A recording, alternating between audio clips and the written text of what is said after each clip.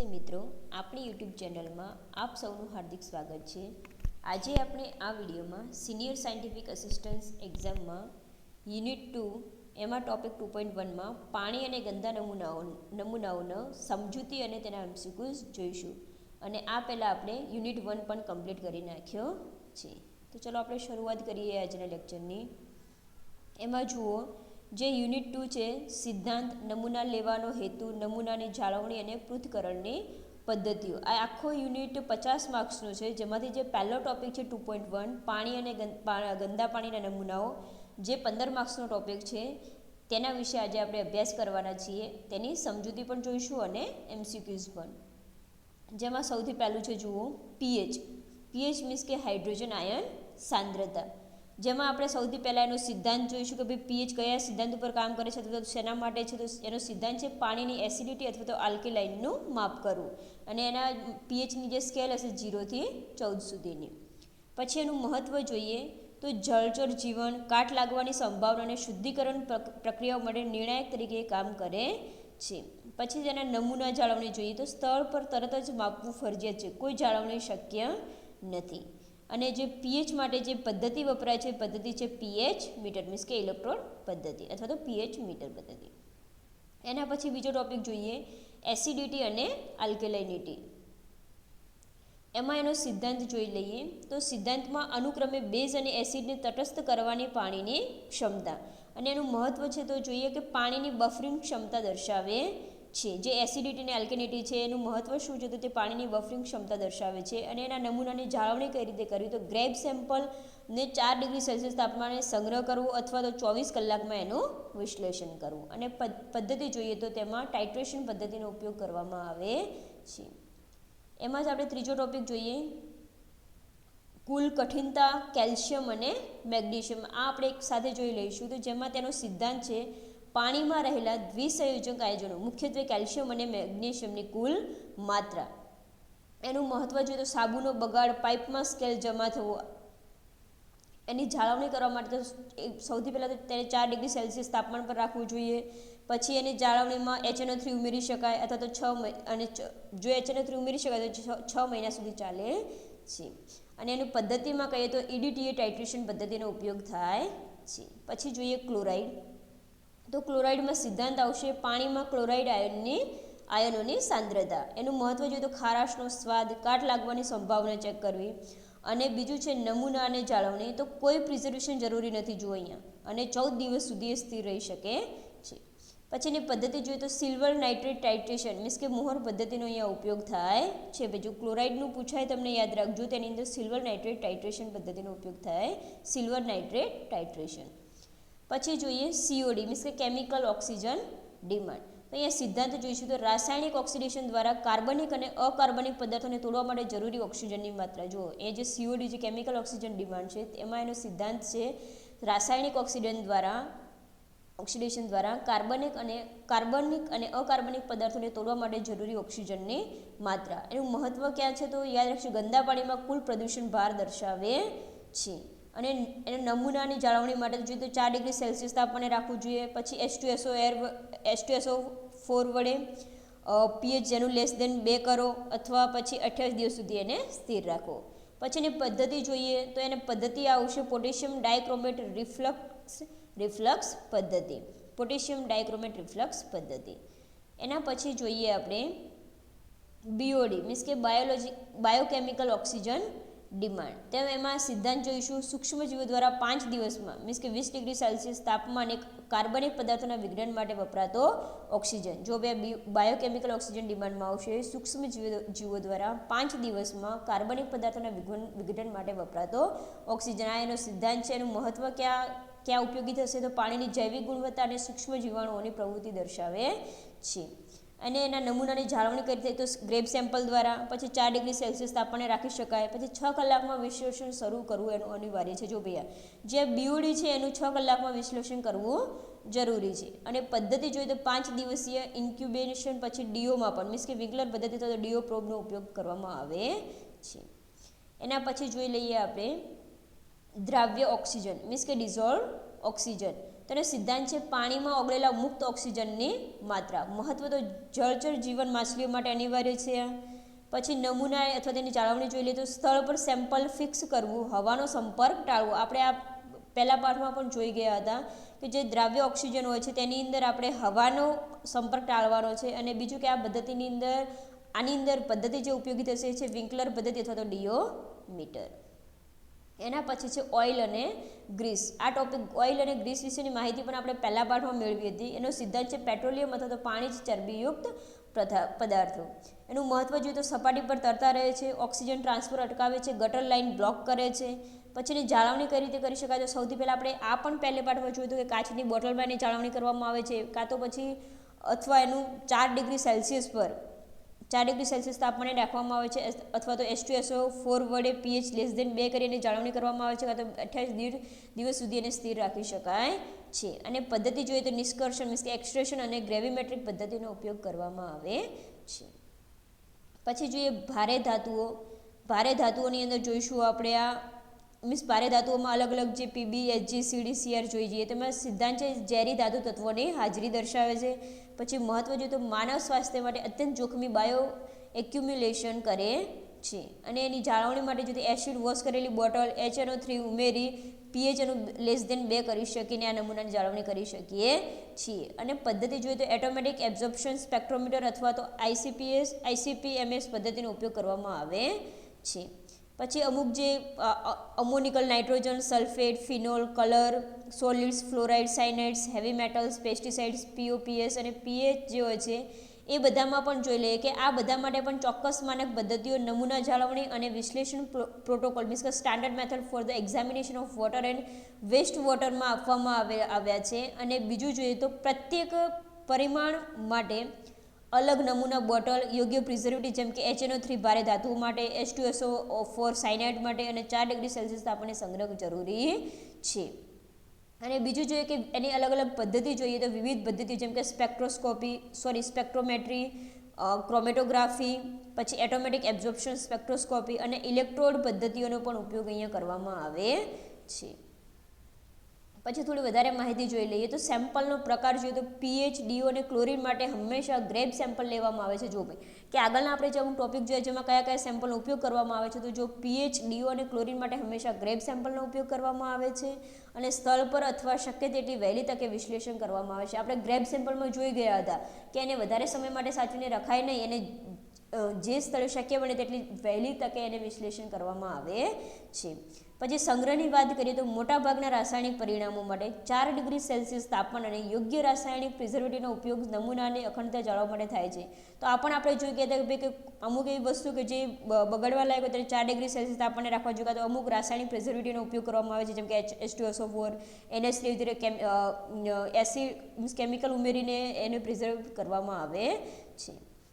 પછી માનક પદ્ધતિઓ જોઈ લઈએ તો વિશ્લેષણ માટે IS ભારતીય માનક, APHA મીન્સ કે American public health association, ASTM વગેરે દ્વારા નિર્ધારિત માનક પદ્ધતિઓનું પાલન કરવું પણ જોઈએ. હવે આપણે આ જે ટોપિક જોઈ ગયા 2.1 એનું આપણે MCQs જોઈશું. MCQsમાં સૌથી પહેલો પ્રશ્ન છે પાણીના નમૂનાનું pH સામાન્ય રીતે ક્યાં માપવામાં આવે છે? તો પહેલો ઓપ્શન છે લેબોરેટરીમાં 24 કલાક પછી, બીજો છે નમૂના લેવાના સ્થળે તરત જ, ત્રીજું છે 4 ડિગ્રી સેલ્સિયસ તાપમાને સંગ્રહ કર્યા પછી, અને ચોથું છે ગમે ત્યારે માપી શકાય. તો જવાબ આવશે કે નમૂના લેવાના સ્થળે તરત જ માપવું જોઈએ. આપણે હમણાં જોઈએ કે pH, DO એ બધાના નમૂનાનું સામાન્ય રીતે માપવા એ સ્થળે જ ત્યાં માપન કરવામાં આવે છે. પછી બીજો પ્રશ્ન જોઈએ, BOD ટેસ્ટ માટે નમૂના લીધા પછી મહત્તમ કેટલા સમયમાં વિશ્લેષણ શરૂ કરવું આદર્શ છે? પહેલું છે 5 દિવસમાં, બીજું છે 24 કલાકમાં, ત્રીજું છે 6 કલાકમાં અને ચોથું છે 48 કલાકમાં. તો જવાબ આવશે સી, 6 કલાકમાં આપણે BOD ટેસ્ટ માટે 6 કલાકમાં વિશ્લેષણ શરૂ કરવું આદર્શ ગણાય છે.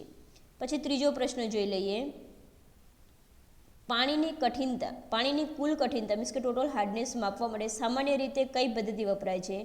તો પહેલું છે વિન્કલર પદ્ધતિ, બીજું છે ટાઇટ્રેશન, ત્રીજું છે EDTA ટાઇટ્રેશન કે ચોથું છે ક્રોમેટોગ્રાફી. તો આનો જવાબ આવશે સી, EDTA ટાઇટ્રેશન.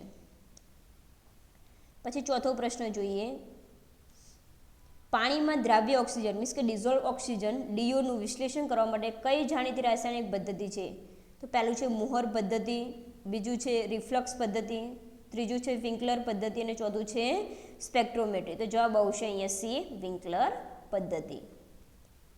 પાંચમો પ્રશ્ન જોઈએ, સીઓડી મીન્સ કે કેમિકલ ઓક્સિજન ડિમાન્ડ માટે નમૂનાને જાળવવા મીન્સ પ્રિઝર્વ માટે શું ઉમેરવામાં આવે છે? તો પહેલું છે સોડિયમ થિયોસલ્ફેટ, બીજું છે સલ્ફ્યુરિક એસિડ કે જેની pH 2 કરવા માટે, પછી ત્રીજું છે નાઇટ્રિક એસિડ અને ચોથું છે ક્લોરિન. તો અહીંયા જવાબ આવશે B, sulphuric acid. Chemical oxygen demand માટે નમૂનાને જાળવવા માટે અથવા પ્રિઝર્વ કરવા માટે સલ્ફ્યુરિક એસિડ ઉમેરવામાં આવે છે. છઠ્ઠો પ્રશ્ન જોઈએ આપણે, પાણીમાં ક્લોરાઇડની માત્રા માપવા માટે સિલ્વર નાઇટ્રેટ ટાઇટ્રેશન પદ્ધતિનું બીજું નામ શું છે? તો પહેલું છે વિન્કલર પદ્ધતિ, બીજું છે મોહર પદ્ધતિ, ત્રીજું છે EDTA પદ્ધતિ અને ચોથું છે રિફ્લક્સ પદ્ધતિ. તો જવાબ આવશે બી, મોહર પદ્ધતિ. કે પાણીમાં ક્લોરાઇડની માત્રા માપવા માટે સિલ્વર નાઇટ્રેટ ટાઇટ્રેશન પદ્ધતિનું બીજું નામ મોહર પદ્ધતિ છે.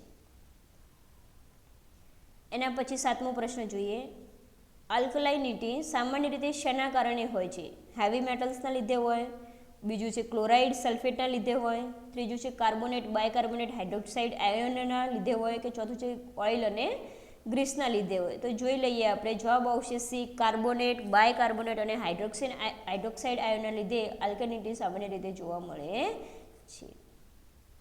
એના પછીનો પ્રશ્ન જોઈએ, ગંદા પાણીમાં કાર્બનિક પદાર્થોની માત્રા દર્શાવવા માટે કયો પરિણામ મુખ્ય છે? તો પહેલું છે pH, બીજું છે DO, ત્રીજું છે COD અને BOD અને ચોથું છે ફ્લોરાઇડ. તો જવાબ આવશે COD અને BOD. કે ગંદા પાણીમાં કાર્બનિક પદાર્થોની માત્રા દર્શાવવા માટે COD અને BOD પરિણામો મુખ્ય છે. એના પછીનો પ્રશ્ન જોઈએ, ભારે ધાતુઓ મીન્સ કે હેવી મેટલ્સના વિશ્લેષણ માટે સામાન્ય રીતે કયું સાધન વપરાય છે? તો પહેલું છે pH મીટર, બીજું છે સ્પેક્ટ્રોફોટોમીટર, ત્રીજું છે એટોમિક એબ્ઝોર્પ્શન સ્પેક્ટ્રોમીટર મીન્સ કે AAS અને ચોથું છે DO મીટર. તો જવાબ આવશે સી, કે ભારે ધાતુના વિશ્લેષણ માટે સામાન્ય રીતે એટોમેટિક એબ્ઝોર્પ્શન સ્પેક્ટ્રોમીટર મીન્સ કે AAS નો ઉપયોગ કરવામાં આવે છે. એના પછીનો પ્રશ્ન જોઈએ, તેલ અને ગ્રીસનું સેમ્પલિંગ કયા પ્રકારની બોટલમાં કરવું જોઈએ? આ પ્રશ્ન આપણે પહેલા પાઠમાં પણ જોઈ ગયા હતા કે પ્લાસ્ટિક બોટલ, કાચની બોટલ, સ્ટીલ કન્ટેનર કે કોઈ પણ કન્ટેનર. તો જવાબ આવશે બી, કાચની બોટલમાં તેનું તે પ્રકારની તેલ અને ગ્રીસનું સેમ્પલિંગ આપણે કાચની બોટલમાં કરવું જોઈએ. એના પછીનો પ્રશ્ન જોઈ લઈએ, બોરોન અને સોડિયમ શોષણ ગુણોત્તર મીન્સ કે SAR સોડિયમ એબ્ઝોર્પ્શન રેશિયો મુખ્યત્વે કયા પાણી માટે મહત્વપૂર્ણ છે? તો પહેલું છે પીવાનું પાણી, બીજું છે ગંદુ પાણી, ત્રીજું છે સિંચાઈનું પાણી અને ચોથું છે દરિયાનું પાણી. તો જવાબ આવશે સી, સિંચાઈનું પાણી. તો બોરોન અને સોડિયમ શોષણ ગુણોત્તર મુખ્યત્વે સિંચાઈના પાણી માટે મહત્વપૂર્ણ છે. એના પછીનો પ્રશ્ન જોઈએ, ફિનોલ્સ માટે નમૂનાનું જતન મીન્સ કે પ્રિઝર્વેશન કરવા માટે કયો પદાર્થ ઉમેરી શકાય છે? તો પહેલું છે ક્લોરીન ઉમેરી શકાય, બીજું છે સોડિયમ હાઇડ્રોક્સાઇડ ઉમેરી શકાય, ત્રીજું છે કોપર સલ્ફેટ કે ચોથું છે સલ્ફ્યુરિક એસિડ. તો જવાબ આવશે અહીંયા ડી, સલ્ફ્યુરિક એસિડ. ફિનોલ્સ માટે નમૂનાનું જતન કરવા માટે આપણે સલ્ફ્યુરિક એસિડનો ઉપયોગ કરી શકીએ અથવા તો સલ્ફ્યુરિક એસિડને ઉમેરી શકાય છે. એના પછીનો પ્રશ્ન જોઈએ, કયો પરિણામ પાણીમાં કાટ લાગવાની સંભાવના દર્શાવે છે?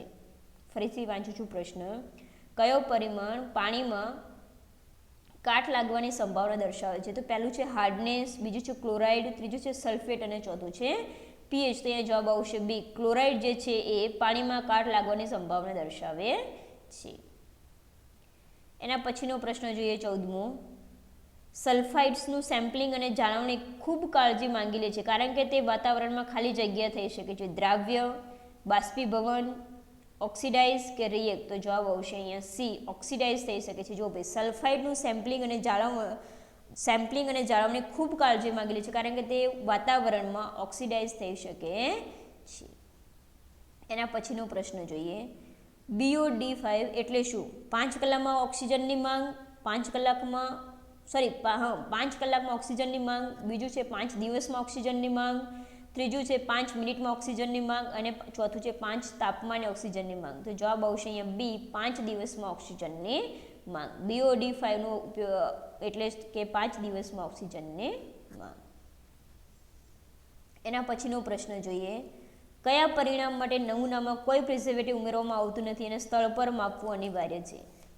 તો પહેલું છે આલ્કિનિટીમાં, આલ્કલાઇનિટીમાં, બીજું છે ફ્લોરાઇડમાં, ત્રીજું છે પીએચ અને ડીઓમાં અને ચોથું છે નાઇટ્રોજનમાં. તો જવાબ આવશે અહીંયા સી, પીએચ અને ડીઓમાં કોઈ પ્રિઝર્વેટિવ ઉમેરવામાં આવતું નથી અને તેને સ્થળ પર તરત જ માપવું અનિવાર્ય છે. એના પછીનો પ્રશ્ન જોઈએ, મેગ્નેશિયમની કઠિનતા કેવી રીતે ગણવામાં આવે છે?